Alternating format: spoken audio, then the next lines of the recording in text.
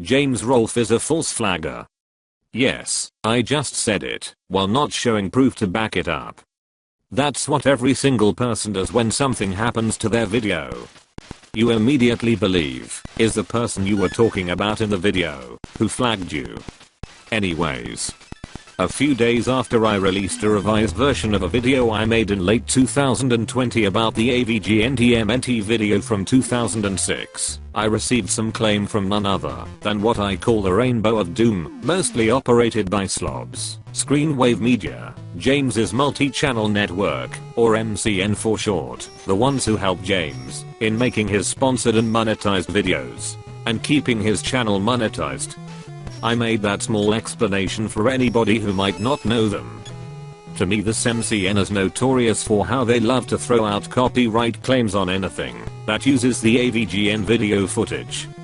Like I said, I got a claim from them, and while all it did was not allowing me to monetize the video, I still decided to appeal it, since I'm always testing boundaries on copyright to see what I can get away with.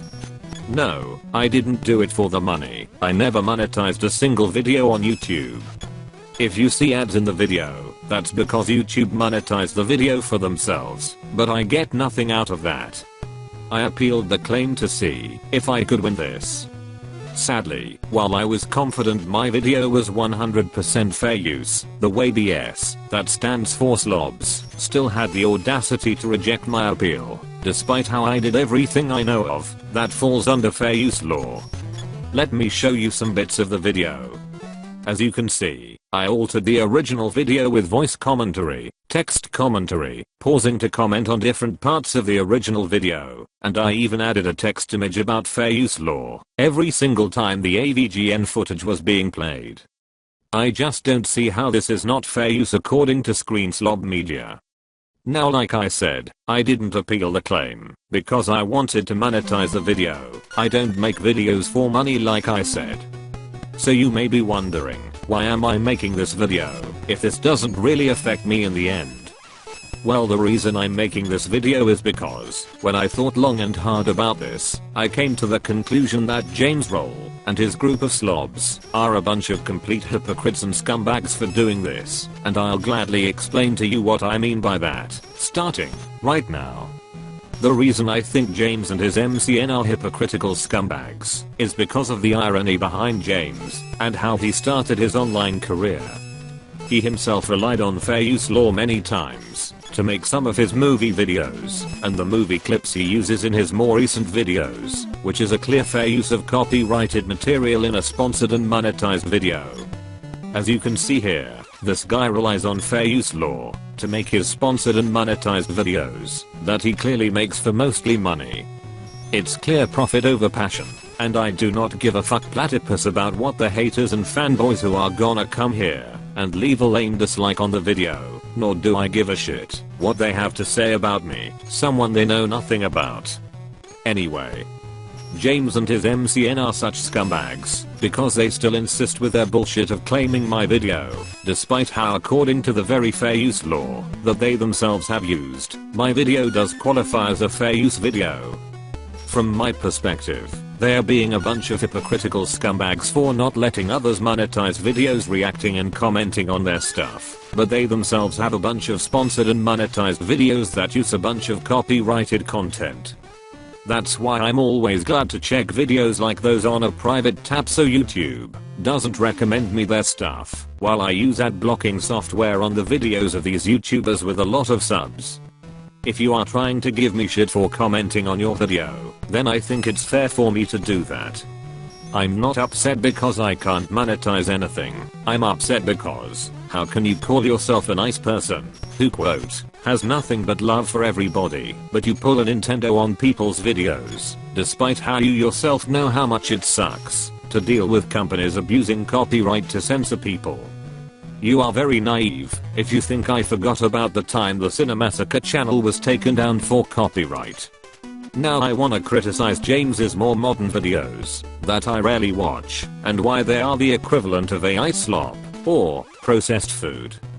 They really feel like corporate slop with those sponsors for stuff that it's not as good as they say, all produced in a video by a bunch of out-of-touch guys in their middle ages, who only make them for money. As a result, the videos feel fake, with unfunny jokes that feel half-baked. And hell, you could say that James is a liar in these videos, and I'm not talking about him basically making a fraud show, pretending to play games he couldn't care less about. No, what I mean is, the stuff he advertises, since as you all don't know, marketing tends to be an euphemism for lying, so the moment James's ass is advertising microwave food with microplastic in it, he may or may not be lying straight to your face, based on what marketing is. People and the screenwave slobs might attack me for saying this, but that is what I think of James and his videos. The guy is clearly doing profit over passion. I guarantee he would not be making more AVGN videos if he wasn't generating much money out of the videos. The man he talks like they say. His legacy and his likeness are the only reasons why he can keep generating monetary income on the internet, and that's it. He's no better than anyone else that makes commentary videos on video games, which brings me to the other criticism I have about James and other early content creators on the internet. What people like James Roll and Mark Bussler from Classic Game Room do is not a video game review. It is called commenting on a video game, but it sure is not a review. If what they do was a review, then by that logic, Let's Plays are reviews too. To me, a game review is when you play the game, and then you evaluate the music, the graphics, and the most important part, the gameplay, and compile that in a piece of media, usually a recorded video file. A review for a game is not you saying a bunch of immature analogies about fecal matter or a person's rear end, or talking about penises and testicles to curse a game, because you suck ass from a straw playing it. Another example is going on and on talking about something that is irrelevant to the game you're showing on the video is not a game review. It's not a worthless video, but don't pass that up as a game review. I think one of the reasons the whole angry Nintendo nerd thing got popular is because men love being immature and obscene. I think that's one of the reasons why this James guy got popular. It was also because you couldn't watch a show like his on TV, where some mentally challenged moron curses obscenities and takes a dump on a guy dressed as Bugs Bunny while you see the supposed shit coming out of his supposed asshole. That stuff wouldn't fly on TV. Anyways, I think I'm gonna stop on here. I said most of what I needed to say. If these middle-aged slobs think it's okay to throw out claims on people's videos, then James should get his TMNT video claimed by Nickelodeon for unauthorized use of the TMNT characters on his video, cause they sure as hell didn't put those characters in the video by asking permission from Mirage Studios to use them. I think Mirage Studios was the copyright holder for TMNT when James made that video. How times have changed. Now, I'll leave you with a video from late 2020 discussing the shady stuff about Screenwave Media and why you should not join them. And let it be known that I didn't wanna do this, but when you keep messing with me to the point of getting threatened with getting a potentially fraudulent copyright strike, don't expect me or anyone else to respond nicely. Today I want to talk about our favorite MCN, Screenwave Media, the Screenwave Mafia. I saw this post on Reddit. This is from a while ago, but I did want to point this out because I haven't really talked directly about my feelings on MCNs, and in particular Screenwave Media in general. I mean, you guys know that I think that this company, this MCN in particular, is very shady, but I wanted to tell everybody out there, you know what, just wanted to get this off my chest right away, guys. Do not sign up for an MCN. A lot of them are a trap. They just take your fucking ad revenue. Everything that an MCN offers pretty much can be gained yourself, and I think it's good on the Reddit community here for actually pointing this out. So the Reddit post starts off with, for context, my YouTube channel has about 16,000 subscribers and 1.7 million views in total. A few days ago, I was emailed by a representative from Screenwave Media, legit representative with a legit email, asking if I wanted to partner with them. Basically, they would take 20% of my revenue, and in return, the guy I am talking to would become my channel manager. He would help me optimize my channel for the algorithm. You can do that yourself. Get me in contact with potential sponsors. Sponsors can come to you if you grow your channel yourself. And brand deals, and act as a connection to YouTube in case I got in copyright trouble. I kind of doubt that. And we'll talk about a little bit why later on, because people actually pointed this stuff out. Based on the content I make, there's no reason why I should. This is my first time getting contacted by a company like this, so I wanted to make a post to see if anyone else with more experience with this could help me out. Has anyone in here worked with ScreenWave before? Are the services they offer worth the cut in revenue? If the services are worth it, is ScreenWave the best option, or should there be other companies to look at? Getting noticed by a company like ScreenWave is very flattering, but I want to get as much info as possible before I make a decision I might regret. Any advice is appreciated. Thanks. So, good on the Reddit community here. They called it out. They're like, no, it's just, don't even bother. Don't do it. They're not going to do anything for you. You're basically giving away 20% of your revenue for bullshit. They mass email channels hoping that people will fall for their generally predatory practices. There's nothing they can do for you in the algorithm that you can't. There's nothing they can do for copyright that you can't. It's not up to YouTube in the case of disputes. So I don't know why they'd act like talking to YouTube is a big help. And you can easily either find sponsors on your own or find a company that will do that and only take a cut of sponsor revenue. Stay away. Brilliant. Nailed it. This is the thing with these ScreenWave Mafia people, though, man. They really are like these people are in bed with each other, and sometimes they're quite literally in bed with each other. This is so cringy, man. These people are so cringy.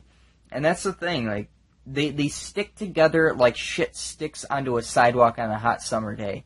They really do. It's absolutely embarrassing. People that can't handle criticism, man. Cinemassacre has completely went downhill. And if you criticize the quality or anything on a subreddit, on the official subreddit, like there are places that allow you to criticize him, but it's got to be unofficial subreddits, because if you go onto his subreddit, you'd be like, hey man, you know, I don't really like the quality of the videos anymore. He doesn't seem like a passionate or anything. You know, if you say anything negative, even if you're not really being mean or anything, even if you're just giving your opinion, it's just boom, you're going to get deleted. So you can't criticize him. And when I criticized 8-Bit Eric, I said that, like, I think he's no better than John Hancock or any of these other frauds. Man, when I said that shit, man, he was quick to reban me, man. I tell you. So it's pretty funny, but yeah, just really, really shady shit. I don't like there's a reason why I call these people the ScreenWave Mafia. There's a reason why we call them that, because they act just like a mafia. They always stick together. They stick in their little clique, and they don't. They'll never criticize one another. Okay, they file multiple copyright strikes against people. They've filed copyright strikes against me. They've filed copyright strikes against other people. And what they like to do a lot of times, if you just look up, if you don't believe me, don't take my word for it. Go look it up yourself. Go onto the YouTube search and look up ScreenWave Media Music Copyright. If you look that up, you'll find videos about all this shit. It's really shady shit. And they've also, what they like to do is they like to copyright strike videos and then get the ad revenue from the videos. They've done that to people before in the past. So very, very shady-ass company. I can't look at these people the same. Like, it's always the frauds who are connected with the ScreenWave Media. Like, I don't know, is it just me, or is that what's going on here? Because I swear to God, Beat 'em Ups is involved with it, SpawnWave is involved with it, and you notice he does his little fraudcast thing, right? Yeah, SpawnWave's in it. Who else? Cinemassacre, they own Cinemassacre. That's why the quality has went to shit for Cinemassacre's channel. Just, man, they've got their hand in everything. So let's move on here to another post. This is on Kiwi Farms. This is by a guy named Anchors Away. So this guy says, I have a great dislike towards the former retro gaming cliques on YouTube, and I am thankful most of them aren't relevant in the current landscape. Guys like Alpha Omega Sin, The Game Chasers, Brental Floss, never heard of that one, Pat the NES Punk, 8-Bit Eric, etc. only ever managed to maintain any semblance of status as he used to be. Are tight with most con organizers. Too many games, MagFest, and the smaller collector fairs are guaranteed to have these fuckers on the guest list. These guys bullied, shamed, and sabotaged so many channels in a failed effort to stop others from growing and outperforming them. They are the embodiment of the boomer meme. blaming young folks for their respective failures, those of which quit making content in said circle ended up working at Screenwave Media, which I'll be ranting about more in just a moment. I've spoke about them before in other threads, but I'll do so here. That's because of Screenwave Media. They're a YouTube network organization that have recently expanded into merch and indie game publishing in an aggressive pursuit to monopolize every venture tied to YouTube. Pretty much if a channel you know is in the network, the likelihood of them no longer using Teespring or distancing from Humble is high. Ryan, the fat slob that owns the Cinemassacre channel, operates Screenwave and has been aggressively scouting video creators to join up since 2014. That was until the TOS changes back in 2018. Those that end up washed up in the retro gaming space typically transition into a company role, as Ryan suffers from the same flaws as Aaron Hansen. Hire friends, not competent workers. Some of the very channels I've mentioned above have either become an on-screen talent, Silvermania, production editors, El Cid, or network managers, 8-Bit Eric, for Screenwave Media. So there are people right now with vastly more successful channels being told what to do by the failures of yesteryear. So for a kid like Scott to be into the retro scene, grow and surpass the old guard, you damn right be latched onto him. I'd have it to gauge a business agreement likely happened at Too Many Games 2019. It's a Screenwave-owned con. It's also why most partners are semi-forced to attend. Poor Vinny. Talking about Vinesauce there. Scott had the largest panel, and the upload/crossover with AVGN went public around the same time. Most likely filmed it at the Screenwave offices too. Cost-effective measure. Ryan isn't very well liked either, might I add. Various subreddits, much like Rant Grumps, dedicated to his shady handling of AVGN and in turn Screenwave Media. Fantastic post, and yeah, it absolutely brilliantly sums up Screenwave Media and why no one in their right mind should join up with Screenwave Media. Absolute fraudulent piece of shit company. Don't do it. If you're going to sign up with an MCN, like I said, I don't recommend anybody do it, but if you're going to, then at least don't sign up for Screenwave Media.